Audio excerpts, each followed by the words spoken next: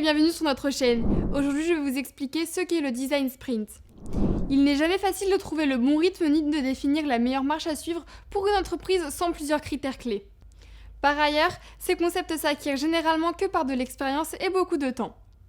Pour remédier à ce dilemme, l'application du design sprint est conseillée pour innover ses actions et son entreprise même.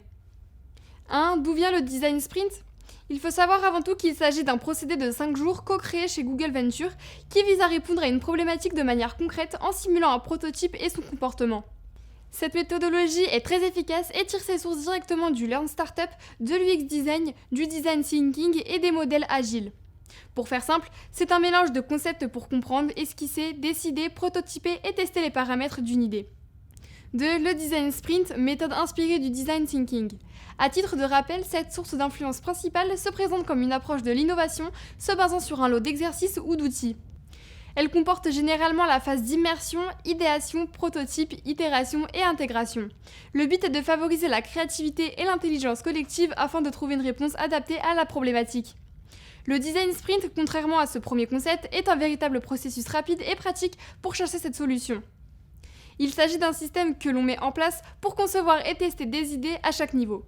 Pour ce faire, il faut une équipe qui passe d'un sujet à un essai utilisateur de l'alternative avancée afin d'en déterminer l'efficacité.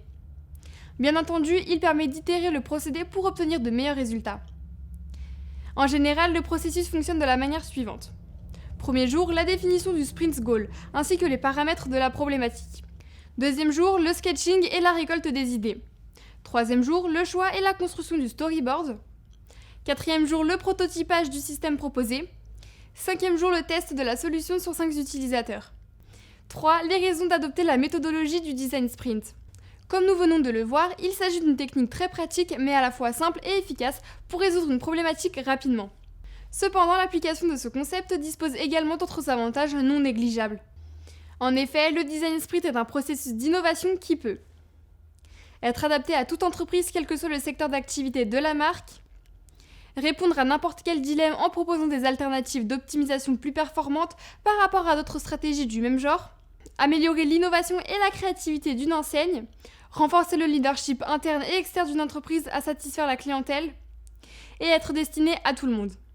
J'espère que cette vidéo vous aura plu. Pour plus de renseignements, n'hésitez pas à nous contacter et à vous abonner à notre chaîne.